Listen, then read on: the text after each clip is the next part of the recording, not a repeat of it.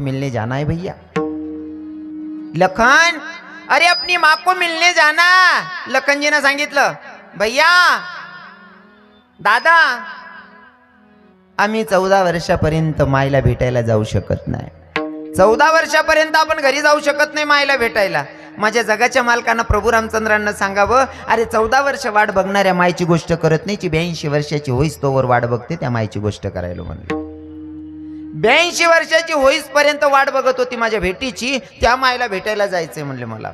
आता लखनजीला घेऊन जगाचा मालक निघाला, शबरीच्या कुटियापर्यंत गेलेल्या आहेत आणि शबरीचं प्रभू रामचंद्रांचं आगमन होईस तोवर भजनच चालू होतं, अंतःकरणापासून धावाच होता।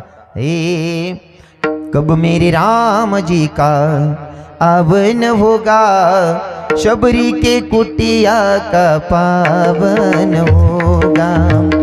जब मेरे राम जी का आवन होगा, शबरी की कुटिया का पावन होगा। आएंगे रघुराई उनको आसन पर बिठाऊंगी, मीठे मीठे बैर अपने हाथों से खिलाऊंगी। आएंगे रघुराई उनको आसन पर बिठाऊंगी, मीठे मीठे बैर अपने हाथों से खिलाऊंगी। साथ साथ लखन जी का दर्शन होगा, शबरी के कुटिया का पावन होगा। बाग में मैं जाऊंगी, कलिया चून लाऊंगी, अपने ही हाथों से मैं प्रभु को पहनाऊंगी। फूलों की थाली में चंदन होगा, शबरी के कुटिया का पावन होगा। आज मेरे राम जी का आवन होगा, शबरी के कुटिया का पावन होगा। वाट बघत होती महाराज आणि अंतःकरणापासून फक्त भगवंताचं नाम चिंतन। हे श्रीराम जय राम जय जय राम, श्रीराम जय राम जय जय राम, श्रीराम जय राम जय जय राम, श्रीराम जय राम जय जय राम। अंतःकरणापासून वाट बघत होती आणि बरोबर प्रभू रामचंद्र लखनजीला घेऊन कुटियाच्या समोर, शबरी मातेला दिसत नाही, जगाचा मालक डोळ्याच्या समोर, पण गुरुजींच्या शब्दावर विश्वास की शबरी तुला भेटायला जो पण येईल तो जगाचा मालक येईल, दुसरं कोणी येणार नाही, विश्वास होता गुरुजींच्या शब्दावर। समोर आलेले प्रभू रामचंद्र आणि शबरी मातेची तयारी होती बरं का। तुम्ही ऐकतात ना की शबरी माता बोरं खात होती, काही काही लोक त्याच्यातून पण वाईट काढतात की शबरीनं देवाला उष्टी बोरं खाऊ घातली। देवाला उष्टी बोरं नाही खाऊ घातली तेव्हा शबरीचे भाव सुद्धा चांगले होते, आणि जेव्हा तुम्हाला भक्ताचे भाव कळायला लागले तर कोणत्याच भक्ताला नाव ठेवणार नाही। भक्ताचे जेव्हा भाव कळले तर कोणताच माणूस कोणत्याच भक्ताला नाव ठेवणार नाही। पण काय असतं ना, भक्ताचे भाव कळत नाही आणि नको ते किडे पाडत बसतात लोक। माझं बोलणं कळतंय ना तुम्हाला? जोपर्यंत एखादा भक्त का असं करतोय किंवा का असं नेमकं काय आहे, जोपर्यंत त्याला जाऊन भेटत नाही तोपर्यंत त्याची खोटी बदनामी करू नका, नाहीतर न कळत पाप करतायत तुम्ही कोणाची तरी निंदा करून, न कळत।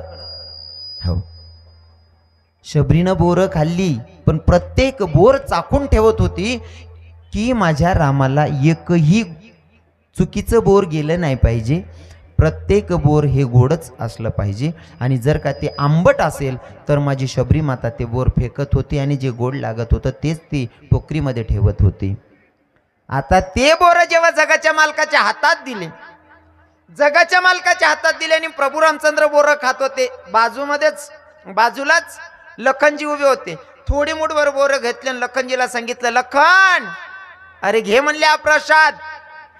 लखनजीनं बोरं हातात घेतली, मनात आलं शबरीची उष्टी बोरं माझा भाऊ खातोय, तू खा बाप्पा, मी नाही खात। का? शबरीची उष्टी बोरं मी काऊन खायचं? शंका अंतवय काय असं कोलगेट बिलगेट काहीच नाही होतं, दात घसाले जंगल मारा आहे शबरी, बरोबर आहे की नाही? आता शबरीना उष्टा बोरे खाणं तू खाय म्हणे, मी नाही खाणार।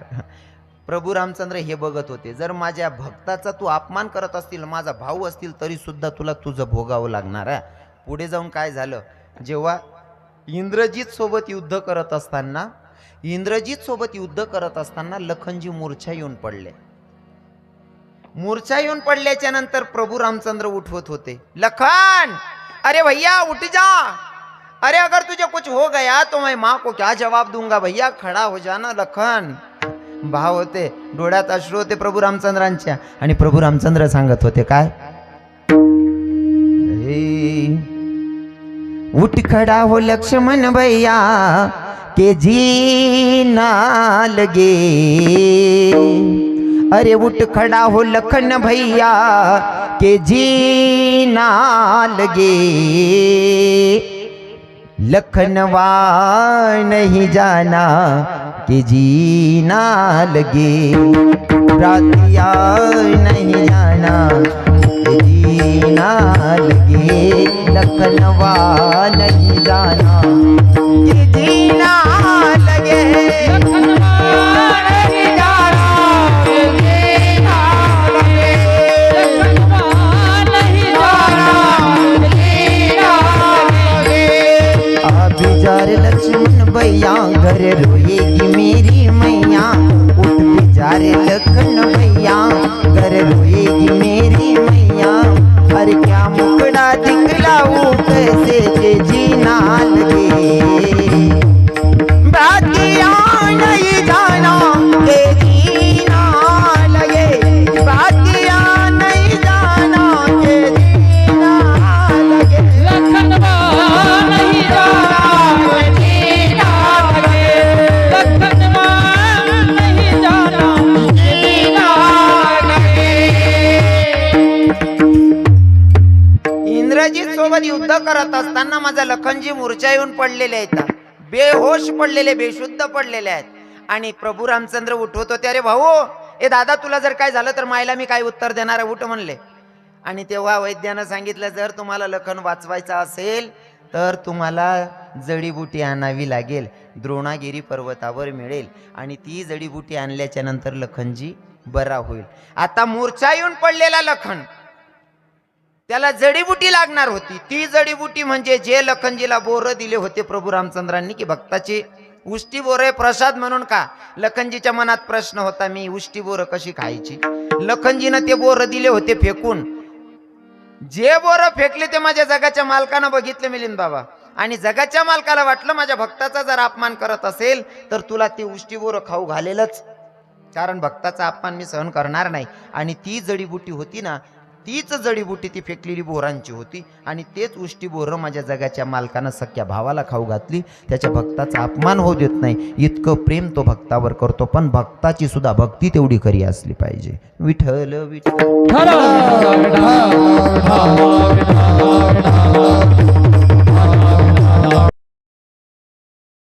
विठ्ठल विठ्ठल विठ्ठल